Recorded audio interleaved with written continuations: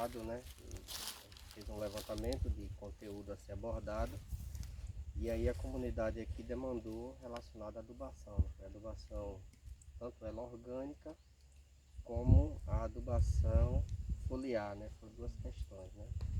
Mas quando a gente falar de adubação, a gente vai acabar permeando todo o mecanismo de adubação, né? Seja ela orgânica, química. A gente vai perceber que no final toda adubação, no final ela é química. Ela vai passar pelo processo de transformação. Só que assim tem uma questão importante da gente salientar, é que na ideia principal, né, é a questão do citros, né, que é uma cultura perene. Então a gente tem que estar avaliando essa adubação quando ela é numa cultura perene e quando é numa cultura anual, né? Os mecanismos serão diferentes. Mas assim, a gente falar de matéria orgânica, do modo geral, adubação orgânica, existem inúmeras vantagens de se fazer adubação orgânica, se a gente for comparar com a mineral, né? Fazer esse paralelo, como também tem suas desvantagens, né? Desvantagens pontuais, como tudo na vida, né? Se a gente for analisar, tudo tem seu lado positivo e seu lado negativo. Então, com a adubação, ela não vai ser diferente. Mas assim, uma coisa muito importante, é algo que a comunidade toda já fez, quando a gente vai pensar numa adubação, independente da fonte que se está utilizando, é ter uma análise química da área, né? Que vocês já fizeram, já tem esse material em mãos. Por quê?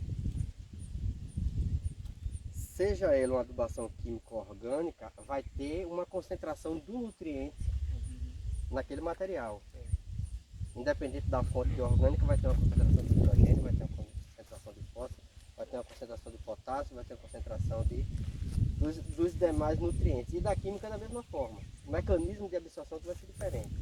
Aí a gente traz a primeira vantagem que a gente pode dizer da adubação orgânica. A adubação orgânica, ela atua também como condicionadora de solo. O que é isso? Ela melhora o solo como um todo, não só a parte química, mas a parte física. Vocês podem observar que em uma área onde há adubação sucessivas de orgânica, esse solo ele começa a ficar mais fofo, mais froculado, mais preto, né? mais preto, isso, acúmulo de matéria orgânica. Aí ele consegue segurar mais água, que é um problema que a gente vem vivendo aí, está tentando aí para, né, no início digamos que da escassez de água, né? Que a gente não pode dizer verão, porque a gente está começando basicamente a primavera, né? Então não é verão, o verão ainda está por vir. chegar. Nós já estamos morrendo agora. Então são alternativas, né? E aí ótimo que o projeto, né? Projeto Bem Produtiva, na estrutura aqui já, além da adubação química que vocês já receberam, né? Já fiz uma parcela da adubação química, vem a questão da adubação orgânica. Então, ela é condicionadora de solo, ela melhora o solo como um todo, por completo, né? E aí o que é que acontece? Além de química e física, que eu já falei, tem a questão da parte biológica. A gente sabe que o solo, ele tem vida, e essa vida, esses micro-organismos, tem uma função muito importante, que é no processo de decomposição desse material aí, tem a atuação de micro-organismos. E nesse processo, que a gente chama de mineralização, né? A mineralização é a disponibilização desse nutriente que está lá composto. Então, é quando ele sai, né, para a parte química que a planta vai absorver, né? No caso, a planta vai absorver cargas. A gente chama de íons positivos e negativos. Não sei se vocês já viram na fórmula lá, NPK, né? Aparece no NPK lá, aparece sempre um mais, ou dois mais, ou menos, né? P2O5 menos. Então, isso está relacionado a cargas. E é isso que a planta absorve. É por isso que eu disse, a adubação ela é orgânica, mas pelo processo de mineralização, essa passagem, essa adubação, a planta quando for absorver já é um processo químico. Só que o que é que acontece? Como eu disse, tem um processo. Aí tem aquela demora natural, né? Aí tem muita gente que, a adubação orgânica não é bom, né? Porque demora muito para fazer o efeito, a fala é logo essa para fazer o efeito. Mas só que assim, ela ela vai melhorando todo o sistema. É isso que tem que ser levado em consideração, né? E aí, um exemplo, se pegar um esterco de aves, eu acho que vocês não vão, não sei se vão solicitar fazer análise do esterco, mas aí mas a gente tem uma porcentagem, tem uma média próxima, né? Um exemplo. Você pegar um esterco de aves bom aí, você vai ter aí 4% de nitrogênio, mais ou menos a mesma quantidade de fósforo, variar um pouquinho mais, um pouquinho menos também de potássio, assim como os outros nutrientes. A gente pode ter essa variação. E aí qual é a diferença para o químico? Um exemplo. Você pegar uma fonte, 100 quilos de esterco de aves, né? A gente falando de fonte, esterco de aves que é o que vocês vão trabalhar, né? Poderia ser outra fonte, bovinos, suínos, caprinos e assim sucessivamente, mas vamos focar no esterco de aves. E aí você tem, um exemplo, um esterco de aves com 4% de nitrogênio. Ou seja, a cada 100 quilos de esterco de cama de aves, você tem apenas 4 kg de nitrogênio. Ah, é pouco. Se você for comparar com os fertilizantes sintéticos, é pouco. Mas e o adicional que ele traz, né? As outras melhoras, é isso que a gente tem que levar em consideração. E aí um exemplo. Compor, né? Vai compor, incorporar ali, né? Exatamente. E aí que a gente for comparar com um exemplo, uma fonte que é muito comum aqui, que a gente vai discutir um pouco lá na frente, é a ureia. Né? A ureia é uma fonte muito comum de nitrogênio que a turma usa aqui, né? Aqui todo mundo acha que é riqueza porque é fresco, né? Aqui é quente e aí ele é úmido, né?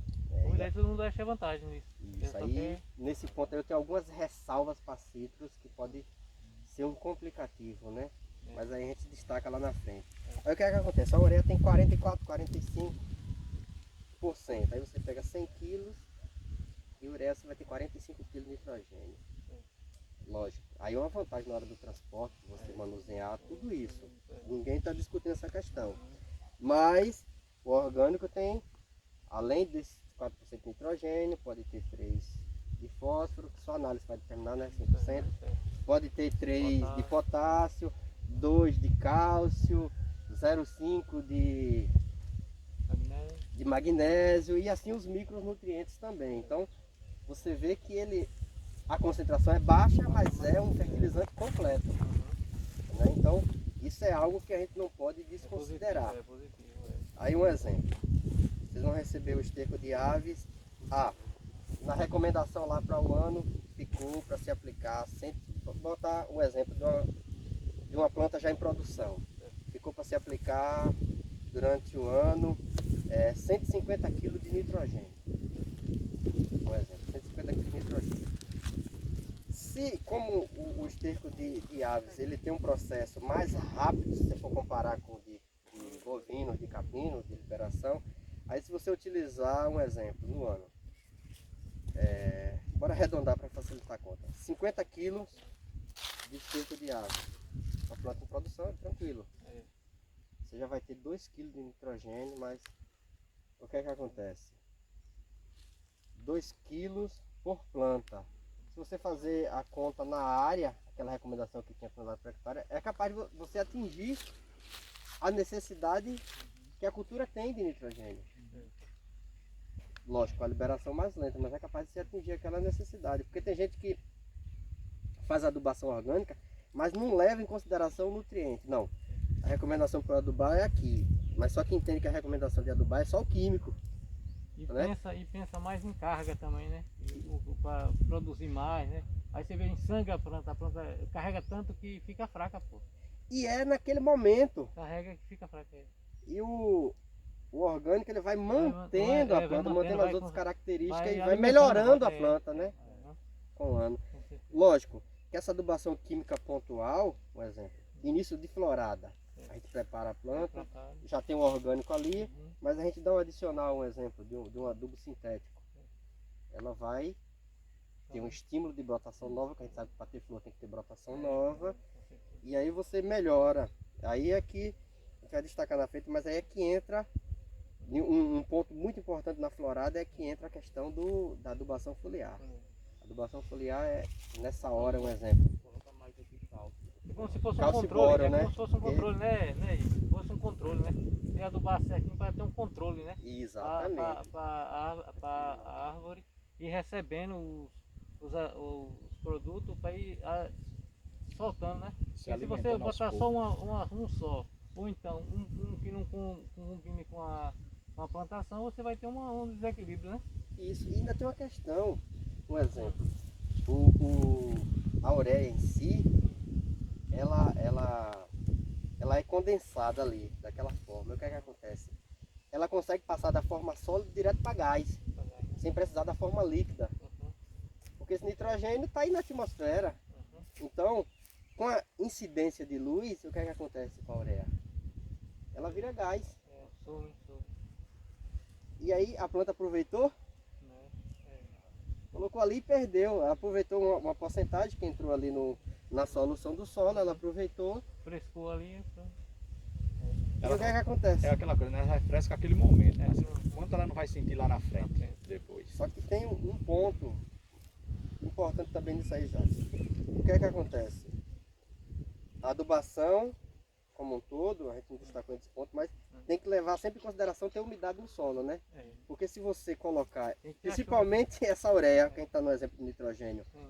sem umidade, meu amigo, aí a perda pode ir acima de 50%, 60%, 70% tranquilo, né? Na questão de exposição. Então, é bom salientar toda e qualquer adubação com umidade. Lógico que a orgânico dá essa vantagem a mais também, né? Como ela é, lógico, sempre a resposta melhor é com água. Isso não tem ponto de correr. O nosso adubo principal Porque é a a água água. é tudo lento, e muito lento, e até quase nada, né? Isso. Sem a água não vai. Mas ela vai conseguindo ali, vai mantendo, vai se conservando ali. vai melhorando, deixando. Quando chegar a chuva, ela... Exatamente. E ela segura mais, vai acumular. E deixar a planta, com o termo que você utiliza, mais fresca, o orgânico, ele vai trazer isso. Vai deixar uma melhor condição ali de física, vai melhorar. Agora sim, tem muita gente que espera milagre das coisas. Aí complica. A adubação orgânica, o cara coloca uma vez lá, um exemplo, esterco de aves. Aí passou 2, 3 anos, não viu mais esterco de aves. Ah não, eu botei o orgânico, ele vai... Meu amigo, mas nada é eterno. E naquele primeiro momento tem uma maior concentração. Pode não absorver tudo, mas a maior parte da concentração já foi. Então vai ficando as partículas físicas ali que vai alimentando o sistema, retroalimentando. Então é uma questão interessante que até ajuda, um exemplo. Vocês, a roçadeira de vocês foi ecológica, né? Então a ecológica ajuda também nesse processo. Acumulando. Exatamente. Você pega esse material do centro e vai acumulando debaixo da planta. Vai acumulando. Aí traz mais duas vantagens com isso. O material orgânico, que ele vai decompor e servir como adubo. Porque se o mato está aqui e ele desenvolve, é porque ele extraiu algum nutriente.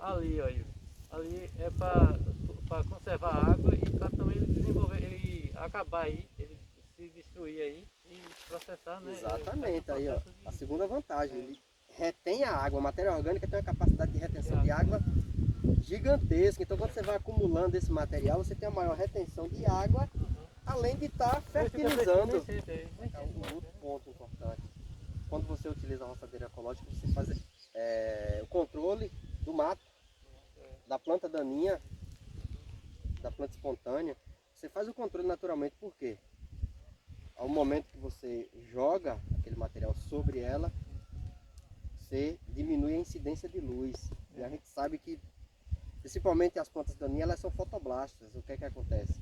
Ela se desenvolve bem e germina a semente na presença de luz. Na ausência, ela não tem predominância. Então, o que é que acontece? Eu vejo que a turma utiliza, lógico que é um processo mais barato, utiliza muito herbicida no controle do mato.